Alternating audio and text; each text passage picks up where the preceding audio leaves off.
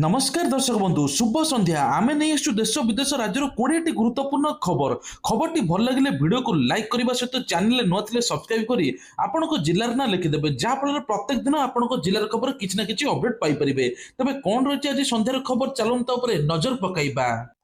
प्रथम खबर driving licence नियम रे हेबो बड़ परिवर्तन गाड़ी चालकों नियम भांगिले कटिबो पॉइंट रद्द हेबो लाइसेंस महंगा हेबो बीमा सड़क दुर्घटना रोकवा और ट्रैफिक नियम को अधिक कड़ाकड़ी करने केंद्र सरकार पेनाल्टी पॉइंट व्यवस्था लागू करने को जाउछंती खूब शीघ्र यह नियम लागू हेबो तेणु एणिकी ट्रैफिक नियम भांगिले बा चालाण काम सरिबो नाही बरं ड्राइवर पकेट एवं लाइसेंस उपर दीर्घकालीन प्रभाव पकाइबो नुआ नियम अनुଯାयी ड्राइविंग लाइसेंस सहित गाड़ीर बीमा मध्य संयोग कराजिबो प्रत्येक ड्राइविंग लाइसेंस रे किछि निर्दिष्ट पॉइंट रहिबो जदि गाड़ी चालक कौन ट्रैफिक नियम उल्लंघन करती तेबे जोरिमाना सहित संपूर्ण ड्राइवर लाइसेंस पॉइंट कटाଯିବ ओवर स्पीडिंग बेपरुआ गाड़ी चलान हेलमेट न पिंधिबा ड्राइवर को लाइसेंस को पॉइंट कटिबो जहा फल तांकर मध्य इंश्योरेंस रेट बढ़ी जिवो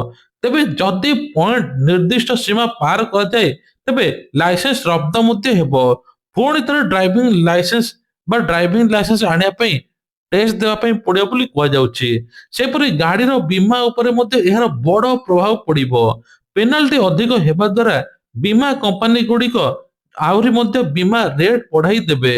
परवर्ती खबर आज हूँ मकर संक्रांति प्रबल गुड़ी उड़ुची मांजा सूतार राजधानी जड़े युवक आहत बेक कटिबा परे एक्शन मोड रे पुलिस मांजा सूतार राजधानी जड़े युवक आहत होइछन्ती बेक कटिया परे पुलिस एबे एक्शन मोड रे 1 नंबर मार्केट रे चढ़ाऊ करिछि कमिशनरेट पुलिस जोन 1 रे एसपी नेतृत्व रे एभली चाइना सूता मांजा सूता बिक्री ऊपर जांच मध्य होइथिला आज बुली बुली मार्केट रे अनेक गुड़ी दुकान गोदाम मध्य जांच करुछन्ती जेहेतु मांजा सूत्र बिक्री पई कटकणा रहिछि जीवन विपद रे पडुछि एसबु बिक्री काहेकि होछि से नै पुलिस जांच करुछि सेही भली सूता सामना को एपर्यंत आसी नाही किंतु रास्ता रे जो कोनोसी लोक बेक बा गाड़ी लागुछि सेही सूता देखिबाकू मिलुछि तबे कथा उठुछि चूरा छपारे काहेकि ये मांजा सूता बिक्री होउछि पुलिस तनाघना मध्य करुछि।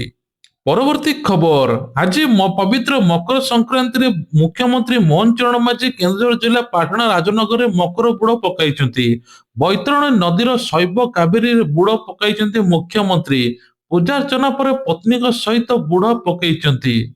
परवर्ती खबर जंडिस आक्रांतर कारण खोडुची मेडिकल टीम 197 पिलांक रक्त नमूना मध्य संग्रह होईची ढेंकानाल गंदिया ब्लॉक रे दिनकु दिन जंडिस व्यापीबार लागिची 197 पिलांक रक्त नमूना संग्रह करा जाईची स्कूल रो टिके दायित्वहीनता जगु दूषित पानी आश्वस्तिकर परिवेश सृष्टि होईची जहा पर एका संगरे 197 छात्र छात्री मध्य असुस्थ होई पड़िथिले से नेकी तांकर रक्त नमूना मध्य संग्रह चलची 2 दिन मध्य एहार रिपोर्ट आसे परे ता सहित केते अधिक रु अधिक शिकार होइछन्ती से नेकी स्पष्ट मध्य बाहरिबो जनस्वास्थ्य अधिकारी और जिला पानीय जल जोगाण अधिकारी मध्याह्न भोजन मान परीक्षा मध्य करिसंती। परवर्ती खबर होची आज श्रीमंदिर रे मकर संक्रांति रे विश्वर सबुठु बड़ पान एही पानर उच्चता 1.5 रु 2.5 फुट हेबो महाप्रभुଙ୍କର हड़प नायक सेवायत श्रीमंदिर अत्यंत सतर्कता सहित विराटकाय पान प्रस्तुत करिसंती एही विशाल पान रे प्राय 7 कड़ा पान व्यवहृत हेउची पान को पान जोड़ी लवंग सहित देई विशाल पान प्रस्तुत करा जाए पान रे गुआ गुजराती कर्पूर चंदन केसर भली सुभाषित सामग्री मिसा जाए श्रीमंदिर दीपर धूप देवा समय विराट पान अर्पण करा जायतिला परंपरा नियम अनुसार महालक्ष्मी धनु संक्रांति निज बाप घर को जाइछन्ती मकर संक्रांति पूर्व दिन महालक्ष्मी फूल माल मकर चूड़ ताड़ बेश विराट पान धरी आसतांती महाप्रभु राग को शांत करने निज साथी अनेक द्रव्य आनीता महालक्ष्मी। परवर्ती खबर होची ओडिशार प्रथम 100 शଯ୍या विशिष्ट हैंडबॉल स्पोर्ट्स हॉस्टल प्रतिष्ठा हेबो एने मुख्यमंत्री मोहन चरण माझी घोषणा करिसंती राज्य रे क्रीडार विकास पई अंटा भिड़िसंती राज्य सरकार केंद्र जिलार प्रथम हैंडबॉल स्पोर्ट्स हॉस्टल प्रस्तुत करा जिवो 9.37 कोटी टंका व्यୟରେ 100 शଯ୍या विशिष्ट हॉस्टल निर्माण करा जिवो एथिरे 50 जण पुओ 50 जण झियो रही हैंडबॉल खेलिबार सुযোଗ पाई परिबे ଯାହାଦ୍ୱାରା ସେମାନେ ଆଗାମୀ ଦିନରେ ଜିଲ୍ଲା ତଥା ରାଜ୍ୟର ନୂଆ ସୁନାମ ଆଣିବେ। ଏହାକୁ ନେଇ ହ୍ୟାଣ୍ଡବଲ ସଂଘ ପକ୍ଷରୁ ମୁଖ୍ୟମନ୍ତ୍ରୀ କୃତଜ୍ଞତା ଜ୍ଞାପନ ମଧ୍ୟ କରାଯାଇଛି। ପରବର୍ତ୍ତୀ ଖବର ହଉଛି ପୁଣି ଉପାସରେ ପ୍ରଭୁ ଲିଙ୍ଗରାଜ ସମସ୍ତ ନୀତିକାନ୍ତି ବନ୍ଦ। ଆଜି ମକର ସଂକ୍ରାନ୍ତିରେ ବନ୍ଦ ରହିଛି ପ୍ରଭୁ ଲିଙ୍ଗରାଜଙ୍କର ସମସ୍ତ ନୀତିକାନ୍ତି। ଆଜି ମହାଦେବଙ୍କ ପାଖରେ ନବାନ୍ନ ଲାଗି ହୋଇଥାନ୍ତା, ହେଲେ 12 ଘଣ୍ଟାରୁ ଅଧିକ ସମୟ ଧରି ଉପବାସରେ ରହିଛନ୍ତି ପ୍ରଭୁ ଲିଙ୍ଗରାଜ। ଉଭୟ ବ୍ରାହ୍ମଣ ନିଯୋଗ ବଡୁ ନିଯୋଗ ମଧ୍ୟରୁ ବିବାଦରୁ ପ୍ରଭୁ ଲିଙ୍ଗରାଜଙ୍କ ନୀତି ବନ୍ଦ ରହିଛି। ବିଗତ କିଛି ବର୍ଷ ହେବ ଏହି ବିବାଦ ଚାଲିଥିଲା। ଏହାକୁ ନେଇ ହାଇକୋର୍ଟର ଦ୍ୱାରସ୍ଥ ହୋଇଥିଲା ବଡୁ ନିଯୋଗ। ଦେବଦତ୍ତ ବିଭାଗକୁ ବିଭିନ୍ନ ସମାଧାନ ପାଇଁ ନିର୍ଦ୍ଦେଶ ଦେଇଥିଲା କୋର୍ଟ, ହେଲେ ଏଯାଏଁ ସମାଧାନ ହୋଇପାରିନଥିଲା। ତେଣୁ ସନ୍ଧ୍ୟା ଧୂପ ପରଠାରୁ ପ୍ରଭୁ ଲିଙ୍ଗରାଜଙ୍କ ସମସ୍ତ ନୀତିକାନ୍ତି ବନ୍ଦ ହୋଇଛି। ସମସ୍ୟାର ସମାଧାନ ନ ହେବା ପର୍ଯ୍ୟନ୍ତ ନୀତି ବନ୍ଦ ରହିବ ବୋଲି ଚେତାବନୀ ଦେଇଛନ୍ତି ସେବାୟତ। ବାରମ୍ବାର ପ୍ରଭୁ ଲିଙ୍ଗରାଜଙ୍କ ଉପବାସ ରହିବାକୁ ନେଇ ଅସନ୍ତୋଷ ପ୍ରକାଶ କରିଛନ୍ତି ଭକ୍ତ। ପରବର୍ତ୍ତୀ ଖବର ହଉଛି ଆଜି ଦିଲ୍ଲୀରେ ପୋଙ୍ଗଲ ଉତ୍ସବରେ ସାମିଲ ହେଲେ ପ୍ରଧାନମନ୍ତ୍ରୀ ନରେନ୍ଦ୍ର ମୋଦି, ଯାହା କେନ୍ଦ୍ରମନ୍ତ୍ରୀ ଏଲ୍ ମୁରୁଗାନ ବାସଭବନରେ ଆୟୋଜନ ହୋଇଥିଲା। ଉତ୍ସବରେ ସାମିଲ ହେବା ସହିତ ପୂଜାର୍ଚ୍ଚନା ମଧ୍ୟ ହୋଇଥିଲା। ମୋଦି ଲୋକଙ୍କୁ ଶୁଭେଚ୍ଛା ଜଣାଇବା ସହିତ ଗୋ ସେବା ମଧ୍ୟ କରିଛନ୍ତି। ମୋଦି ସମାବେଶକୁ ସମ୍ବୋଧିତ କରି କହିଥିଲେ, ଆପଣମାନଙ୍କ ସହିତ ଏହି ପର୍ବ ଗୁଡିକ ପାଳନ କରିବା ମୋ ପାଇଁ ଏକ ସୌଭାଗ୍ୟର କଥା। ଆହୁରି ମଧ୍ୟ କହିଛନ୍ତି ପୋଙ୍ଗଲ ଏକ ବିଶ୍ୱସ୍ତରୀୟ ପର୍ବ ପାଲଟିଛି। ତାମିଲ ସମ୍ପ୍ରଦାୟ ସଂସ୍କୃତିକୁ ଭଲ ପାଉଥିବା ଲୋକମାନଙ୍କ ମଧ୍ୟରେ ସେ ଜଣେ। ସେ ଏହି ପର୍ବ ପାଳନ କରିବା ପାଇଁ ଏକ ସୌଭାଗ୍ୟର କଥା ବୋଲି କହିଛନ୍ତି। ପ୍ରଧାନମନ୍ତ୍ରୀ କହିଛନ୍ତି ପର୍ବ ଗୁଡିକ ଆଶା ସକାରାତ୍ମକ ଓ କୃତଜ୍ଞତାର ପ୍ରତୀକ, ଯାହା ବିଶେଷ ଭାବରେ କୃଷକ ମାନଙ୍କ ପ୍ରତି କୃତଜ୍ଞତା ପ୍ରକାଶ କରିବାର ଏକ ଅବସର, ଯେଉଁମାନେ ନିଶ୍ଚିନ୍ତ ନିଜ କଠିନ ପରିଶ୍ରମ ଦ୍ୱାରା ସମଗ୍ର ଦେଶକୁ ପୋଷଣ କରନ୍ତି, ସିଏ ହେଉଛନ୍ତି କୃଷି ଭାଇମାନେ। ପରବର୍ତ୍ତୀ ଖବର ହଉଛି ବୁର୍ଲା କୁକୁର କାମୁଡାରେ ରାଜ୍ୟ ସରକାର ସୁପ୍ରିମକୋର୍ଟଙ୍କ ବଡ କଡା ଘୋଷଣା। ବୁର୍ଲା କୁକୁର କାମୁଡିଲେ ବା ବୁର୍ଲା କୁକୁର କାମୁଡାରେ ଲୋକଙ୍କ ମୃତ୍ୟୁ ଘଟିଲେ ଦେବାକୁ ପଡିବ ମୋଟା ଅଙ୍କର ଅନୁକମ୍ପା ସହାୟତା। କୁକୁର କାମୁଡାରେ ମୃତାହତଙ୍କ କ୍ଷତିପୂରଣ ଦେବେ ରାଜ୍ୟ ସରକାର। ବୁର୍ଲା କୁକୁର ମାମଲାରେ ରାଜ୍ୟ ଗୁଡିକର କଡା ଚେତାବନୀ ଦେଇଛନ୍ତି ସୁପ୍ରିମକୋର୍ଟ। କୁକୁର ବନ୍ଧାକରଣର ବିଫଳତା ପାଇଁ କେନ୍ଦ୍ର ଓ ରାଜ୍ୟ ସରକାରଙ୍କୁ ଉର୍ତ୍ସନା କରିଛନ୍ତି। ପଶୁ ପ୍ରେମୀଙ୍କୁ ମଧ୍ୟ ତାଗିଦ କରି କହିଛନ୍ତି ସୁପ୍ରିମକୋର୍ଟ। ତେବେ କୋର୍ଟ କହିଛନ୍ତି ଯେଉଁମାନେ ବୁର୍ଲା କୁକୁରକୁ ନେଇ ଆଣି ବେଶୀ ଚିନ୍ତିତ, ସେମାନେ କୁକୁରକୁ ଘରେ ନେଇଯାଆନ୍ତୁ। ବୁର୍ଲା କୁକୁରକୁ କାମୁଡା ଘଟଣାରେ ରାଜ୍ୟରେ ଖାଦ୍ୟ ଖାଉଥିବା ଲୋକଙ୍କୁ ମଧ୍ୟ ଦାୟୀ କରାଯିବ। ଯଦି କୁକୁର ଆକ୍ରମଣରେ କୌଣସି ବ୍ୟକ୍ତି ଉପରେ ଜୀବନ ବ୍ୟାପୀ ପ୍ରଭାବ ପଡେ, ତେବେ କୁକୁରକୁ ଖାଇବାକୁ ଦେଉଥିବା ଲୋକକୁ ଦାୟୀ କରାଯିବ ବୋଲି ସ୍ପଷ୍ଟ କରିଛନ୍ତି ସର୍ବୋଚ୍ଚ ନ୍ୟାୟାଳୟ। ପାଳିତ କୁକୁରକୁ ମାଲିକମାନେ ଘରର ପରିସୀମା ମଧ୍ୟରେ ରଖନ୍ତୁ। ପୋଷା କୁକୁର କାମୁଡାରେ ଲୋକଙ୍କ ମୃତ୍ୟୁ ହେଲେ ମାଲିକ ଦେବେ କ୍ଷତିପୂରଣ। ତେବେ ଏହି ମାମଲା ଜାନୁଆରୀ 20ରୁ ମାମଲାର ପରବର୍ତ୍ତୀ ଶୁଣାଣି ହେବ ବୋଲି କୁହାଯାଉଛି। ପରବର୍ତ୍ତୀ ଖବର, ସୀମା ପାର ପାକ୍ ଆତଙ୍କିତକୁ ସ୍ଥଳସେନା ମୁଖ୍ୟଙ୍କ ଚେତାବନୀ। ଆତଙ୍କୀ କ୍ୟାମ୍ପରେ ହଲଚଲ ହେଲେ ଜବାବ ଦିଆଯିବ। ସ୍ଥଳସେନା ମୁଖ୍ୟ ଜେନେରାଲ ଉପେନ୍ଦ୍ର ଦ୍ୱିବେଦୀ ପାକ୍ ଆତଙ୍କୀକୁ ଚେତାବନୀ ଦେଇଛନ୍ତି। ସୀମା ପାର ଏବଂ 8ଟି ଆତଙ୍କୀ ଟ୍ରେନିଂ କ୍ୟାମ୍ପ ସକ୍ରିୟ ରହିଛି। ଆଉ ଭାରତୀୟ ସେନା ଉପରେ ମଧ୍ୟ ଲଗାତାର ନଜର ରଖିଛି। ତେବେ ସିଏଫ ଗୋଇନ୍ଦା ସଂସ୍ଥା, ନାଗରିକ ସଂସ୍ଥା ଏବଂ ରାଜ୍ୟ ପ୍ରଶାସନ ଏଥିରେ ମଧ୍ୟ ଅନ୍ତର୍ଭୁକ୍ତ ରହିଛି। ଏବେ 8ଟି ଆତଙ୍କୀ ଟ୍ରେନିଂ କ୍ୟାମ୍ପ ସକ୍ରିୟ ରହିଛି। ଏଥିରୁ 6ଟି ଏଲଓସିରେ ମଧ୍ୟ ଆଉ 2ଟି ଅନ୍ତର୍ଜାତୀୟ ସୀମାରେ ରହିଛି। ଏହା ଉପରେ ଗୋଇନ୍ଦା ଏଜେନ୍ସି ଇନପୁଟ ଲଗାତାର ଭାବେ ନଜର ରଖିଛି। ଏଥିରେ 100ରୁ 150 ଆତଙ୍କୀ ରହିଥିବା ଅନୁମାନ କରାଯାଉଛି। ଯଦି ଏସବୁ ଆତଙ୍କୀ ଆଡ୍ଡାରୁ କୌଣସି ପ୍ରକାର ହଲଚଲ ନଜର ଆସେ, ତେବେ ଭାରତୀୟ ସେନା ପୁଣି ଥରେ କାର୍ଯ୍ୟାନୁଷ୍ଠାନ ଗ୍ରହଣ କରିବ। ସେ କହିଛନ୍ତି ଏହା ଅପରେସନ ସିନ୍ଦୁର ଭଳି ଜାରି କରାଯାଇଛି। ଭବିଷ୍ୟତରେ କୌଣସି ଅପରାଧ ନ ଘଟିବା ପାଇଁ ଦୃଢତାର ସହିତ ଏହାର ଜବାବ ଦେବ ଭାରତ। ପରବର୍ତ୍ତୀ ଖବର, ବଦଳିବ ପିଏମଙ୍କ ଠିକଣା, ପବିତ୍ର ମକର ସଂକ୍ରାନ୍ତିରେ ନୂଆ ଅଫିସକୁ ସ୍ଥାନାନ୍ତର। ତେବେ ପବିତ୍ର ମକର ସଂକ୍ରାନ୍ତି ବା ଆଜି ପ୍ରଧାନମନ୍ତ୍ରୀଙ୍କ କାର୍ଯ୍ୟାଳୟ ସାଉଥ ବ୍ଲକରୁ ନୂଆ ଅଫିସକୁ ସ୍ଥାନାନ୍ତର ହେବ ବୋଲି କୁହାଯାଉଛି। ଦେଶ ସ୍ୱାଧୀନତା ଲାଭ କରିବା ପରଠାରୁ ଅର୍ଥାତ୍ 1947 ମସିହାରୁ ପିଏମଓ ସାଉଥ ବ୍ଲକର କାର୍ଯ୍ୟକ୍ରମ ହୋଇ ଆସୁଥିଲା। ନୂଆ ଅଫିସର ଠିକଣା ସେବା ତୀର୍ଥ ରଖାଯାଇଛି। ସେଣ୍ଟ୍ରାଲ ଭିଷ୍ଟା ରିଡେଲ ଡେଭଲପମେଣ୍ଟ ପ୍ରୋଜେକ୍ଟ ଅଧୀନରେ ଏହାର ନିର୍ମାଣ କରାଯାଇଛି। ଏହି କମ୍ପ୍ଲେକ୍ସରେ ପ୍ରଧାନମନ୍ତ୍ରୀଙ୍କ କାର୍ଯ୍ୟାଳୟ, କେନ୍ଦ୍ରୀୟ ସଚିବାଳୟ, ଜାତୀୟ ସୁରକ୍ଷା ପରିଷଦ ଏବଂ ପ୍ରତିଟି କାର୍ଯ୍ୟାଳୟ ପାଇଁ ପୃଥକ ପୃଥକ ବିଲ୍ଡିଂ ନିର୍ମାଣ କରାଯାଇଛି। ଏବେ ପିଏମ ଏବଂ ଯେଉଁ କମ୍ପ୍ଲେକ୍ସରେ ରହିବ ତାର ନାମ ମଧ୍ୟ ରଖାଯାଇଛି ସେବା ତୀର୍ଥ 1।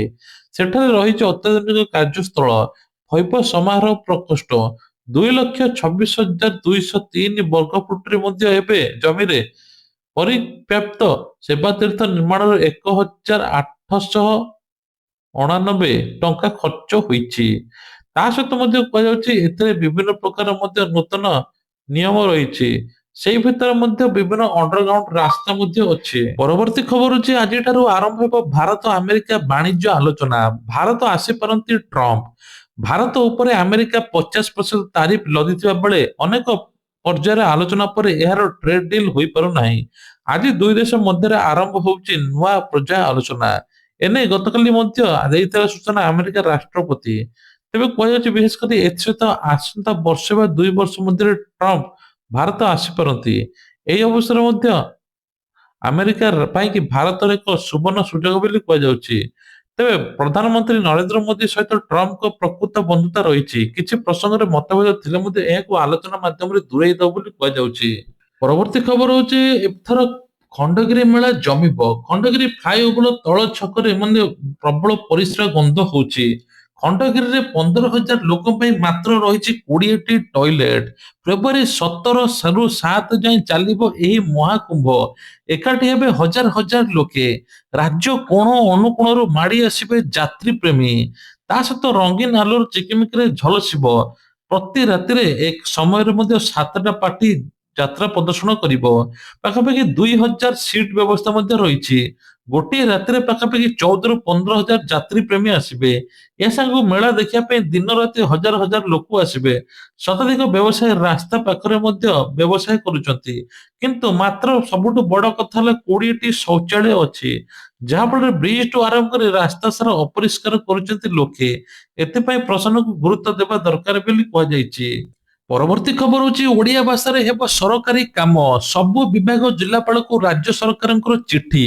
ବ୍ଲକରୁ ରାଜ୍ୟ ସ୍ତର ପର୍ଯ୍ୟନ୍ତ ଓଡ଼ିଆ ଭାଷାରେ ହେବ ସରକାରୀ କାମ। ସମସ୍ତ ନୋଟିସ ବିଜ୍ଞପ୍ତି ପତ୍ର ବିନିମୟ ଓଡ଼ିଆରେ ହେବ। ଏଥିରେ ଖିଲାପ କଲେ ତାଗିଦ ସହିତ କାରଣ ଦର୍ଶାଅ ନୋଟିସ ହେବ। ଓଡ଼ିଆ ଭାଷା ସାହିତ୍ୟ ସଂସ୍କୃତି ବିଭାଗ ପକ୍ଷରୁ ଏନେଇ ପଦକ୍ଷେପ ନିଆଯିବ। ଓଡ଼ିଆ ଭାଷାରେ ସମସ୍ତ ସରକାରୀ କାମ କରିବା ପାଇଁ ସରକାର ଅଣ୍ଟା ଭିଡ଼ିଛନ୍ତି। ରାଜ୍ୟର ସମସ୍ତ ସରକାରୀ କାର୍ଯ୍ୟାଳୟ ମାନଙ୍କରେ ତଥା ବ୍ଲକ ଜିଲ୍ଲା ସ୍ତରରୁ ଆରମ୍ଭ କରି ରାଜ୍ୟ ସ୍ତର ପର୍ଯ୍ୟନ୍ତ ଓଡ଼ିଆ ଭାଷାରେ ସରକାରୀ କାର୍ଯ୍ୟ ସମ୍ପାଦନ କରାଯିବ। ତା ସହିତ ସାଧାରଣ ପ୍ରଶାସନ ବିଭାଗ ପକ୍ଷରୁ ଏ ସଂକ୍ରାନ୍ତରେ ସମସ୍ତ ବିଭାଗୀୟ ମୁଖ୍ୟ ତା ସହିତ ଜିଲ୍ଲାପାଳକୁ ଚିଠି ଲେଖାଯାଇଛି। ଏହି ନିର୍ଦ୍ଦେଶନାମା କିପରି ପାଳନ କରାଯିବ ସେ ସମ୍ପର୍କରେ ରିପୋର୍ଟରେ ସାଧାରଣତଃ ପ୍ରଶାସନ ବିଭାଗ ପକ୍ଷରୁ ପଠାଇ ଦିଆଯାଇଛି। ତା ସହିତ କୁହାଯାଉଛି ଏହାର ଖିଲାପ କଲେ ତୁରନ୍ତ ତାଗିଦ କରାଯିବା ସହିତ କାରଣ ଦର୍ଶାଅ ବୋଲି ସୂଚନା ମିଳୁଛି। ପରବର୍ତ୍ତୀ ଖବର ହଉଛି 5 ଜିଲ୍ଲାରେ ଶୀତ ଲହରୀ। ଆଗାମୀ ଆହୁରି ମଧ୍ୟ 10 ଦିନ ପର୍ଯ୍ୟନ୍ତ ରାଜ୍ୟରେ ଶୀତ ଜାରି ରହିବ। ବିଶେଷ କରି କଟକ, ଜଗତସିଂହପୁର, ଅନୁଗୁଳ, ଝାରସୁଗୁଡା, ଖୋର୍ଦ୍ଧାରେ ପ୍ରବଳ ଶୀତ ରହିବ। ସୁନ୍ଦରଗଡ଼, ପୁରୀ, କେନ୍ଦ୍ରାପଡ଼ା, ଜଗତସିଂହପୁର, କୋରାପୁଟରେ ମଧ୍ୟ ପ୍ରବଳ କୁହୁଡି ଦେଖାଯିବ। ଏନେଇକି ମଧ୍ୟ 7 ଡିଗ୍ରୀ କେନ୍ଦୁଝର, ସୁନ୍ଦରଗଡ଼ରେ 7 ଡିଗ୍ରୀ, ଢେଙ୍କାନାଳ, ବାରିପଦା, ବଲାଙ୍ଗୀର, ଭବାନୀପାଟଣା 9 ଡିଗ୍ରୀ, ଅନେକ ସ୍ଥାନରେ ମଧ୍ୟ 10 ଡିଗ୍ରୀ ତଳେ ରହିଛି। ସବୁଠୁ ବଡ କଥା ହେଲା ଯେ ଏପର୍ଯ୍ୟନ୍ତ ଉଦୟଗିରିରେ ରହିଛି 3.6 ଡିଗ୍ରୀ। ରାଉରକେଲାରେ ଘନ କୁହୁଡି ପ୍ରବଳ ଦେଖିବାକୁ ମିଳିଛି। ଏଠାରେ ଦୃଶ୍ୟମାନ 50 ମିଟରରୁ କମ ରହିଛି।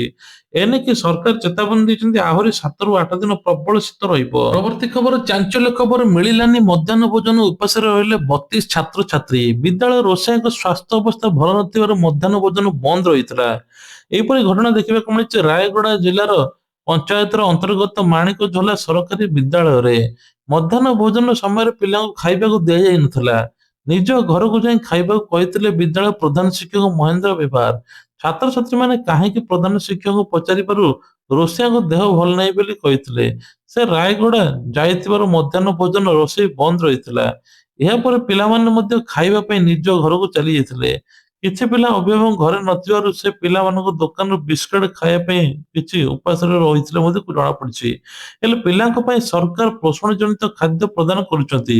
ଯଦି ରୋଷେଇୟା ଅସୁସ୍ଥ ହେଲେ ତାଙ୍କ ଜାଗାରେ ଅନ୍ୟ କୌଣସି ବ୍ୟବସ୍ଥା ନ କରି ପିଲାମାନଙ୍କୁ ଉପାସରେ ରଖିବା କେତେ ଦୂର ଠିକ ଅଭିଭାବକ ମାନେ ପ୍ରଶ୍ନ କରିଛନ୍ତି। ପରବର୍ତ୍ତୀ ଖବର ହଉଛି ବାଲ୍ୟ ବିବାହ ରୋକିବା ପାଇଁ 100 ଦିନିଆ କାର୍ଯ୍ୟକ୍ରମ। ମହିଳା ଶିଶୁ ବିକାଶ ବିଭାଗର ଅଧୀନରେ କାର୍ଯ୍ୟକାରୀ ହେଉଥିବା ଯୋଜନା ଅଭିଯାନ ପ୍ରକଳ୍ପର ଶୁଭ ଉଦ୍ଘାଟନ ବୁଝାମଣା ସ୍ୱାକ୍ଷର କରିବା କାର୍ଯ୍ୟକ୍ରମ ରହିଛି। ତେବେ ଉପମୁଖ୍ୟମନ୍ତ୍ରୀ ପ୍ରଭାତୀ ପରିଡ଼ା ଏହି ବୈଠକର ଅଧ୍ୟକ୍ଷତା କରି କହିଛନ୍ତି ମହିଳା ସଶକ୍ତିକରଣ ହେଉଛି ବିକଶିତ ଓଡ଼ିଶାର ଚାବିକାଠି। ମହିଳା ଶିଶୁମାନଙ୍କୁ ସୁରକ୍ଷିତ ସମ୍ମାନଜନକ ପରିବେଶ ଦେବା ରାଜ୍ୟ ସରକାର ପ୍ରଥମ ପ୍ରାଥମିକତା।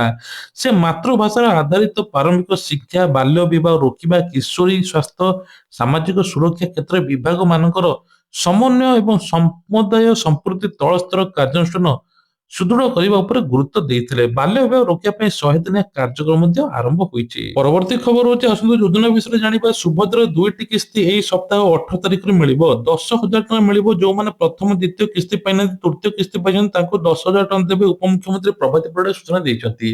ତା ସହିତ ସୁଭଦ୍ରା ଯୋଉମାନଙ୍କୁ 60 ବର୍ଷ ହେଇଛି ସେମାନଙ୍କୁ ବାଦ ଦିଆଯାଇଛି, ସେମାନଙ୍କ ଭତ୍ତାରେ ସାମିଲ କରାଯିବ। ପ୍ରତି ମାସରେ ଭତ୍ତା ଟଙ୍କା ମିଳିବ। ଏପଟେ ମୁଖ୍ୟମନ୍ତ୍ରୀ କହିଛନ୍ତି 80 ବର୍ଷରୁ ଉର୍ଦ୍ଧ୍ୱ ହିତାଧିକାରୀ ଭତ୍ତା 3,500, ତାପରେ 60 ବର୍ଷରୁ ଉର୍ଦ୍ଧ୍ୱ ହିତାଧିକାରୀ ଭତ୍ତା ଟଙ୍କା ବଢିବ ବୋଲି କୁହାଯାଉଛି।